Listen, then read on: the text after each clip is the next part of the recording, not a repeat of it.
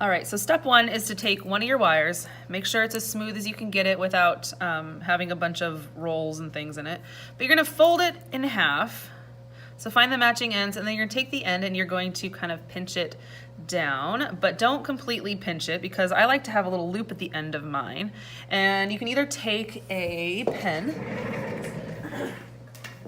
and put it through the end, and then you can twist it, which kind of creates a nice, but you got to pinch the wire, which kind of creates a nice little loop. Takes a little bit of skill, but you don't want to twist it too many times. You can see I probably twisted it about 5-6 times, and but my loop is nice and circular because I don't know, I like them to be kind of perfect. All right, so now you're gonna flip it so that the loop is at the bottom, and then the tops are kind of upwards. Okay, hopefully you can see that. And we're gonna start by using the beads that we have the most of, and we're gonna create the sides of the DNA model. So we're creating, I'll flip it this way because that's the orientation it's gonna be in. We're gonna do one side, the complete one side of alternating blue and clear, or alternating the colors you have the most of. You're gonna do a total of 10, so 5 of each color on one side. And then the other side, you're going to put, start with the opposite color, and you're gonna do 10 total on this side. Okay, so go ahead and do that. So it doesn't matter which side you start on. The holes are really tiny. I like these beads though because they make really nice, cute little ornaments. And so you can alternate back and forth. This is a good time to pause the video. And sometimes beads go flying. This is why we always have extras. And I like to use Petri dish to kind of hold my beads together so that they don't roll all over the table.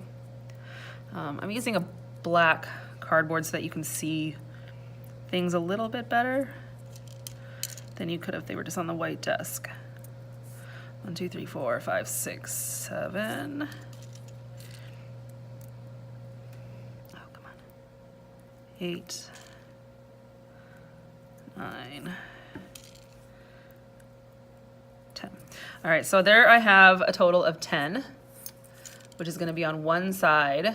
So I'm gonna let that go all the way down to the bottom. Move my other DNA model out of the way. So there's one. And then to make this so this doesn't fall off, I'm gonna kind of kink that a little bit, fold it over so that they don't just roll off while I'm doing the other side. So if I started with blue, I'm gonna start with clear on the other side.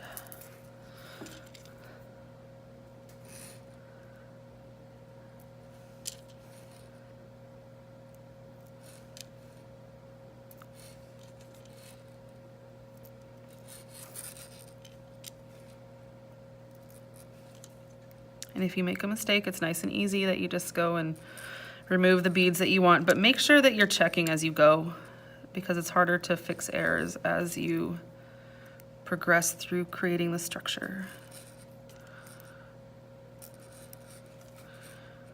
All right, 1, 2, 3, 4, 5, 6, 7, 8, 9, 10. Okay, so on this side I have 10, and I'm gonna move them all the way down to the bottom like I did. Oops, I lost my other ones, there we go, okay. And you have the structure here. So these are the backbones, which are gonna serve as the sides of our DNA.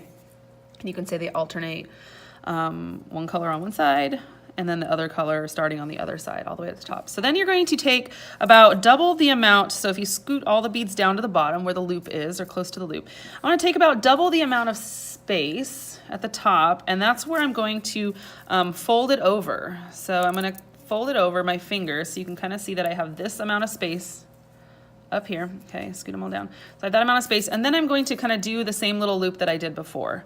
And this time I'm not going to use a pencil because this one I really don't care if it's neat because we're going to cut this off at the end anyway. But we need this extra space in our DNA model to be able to do work. So I just made like a couple little loops. It's not as pretty as the first, but you can see that it creates, oh, come on, I like it to be nice and neat.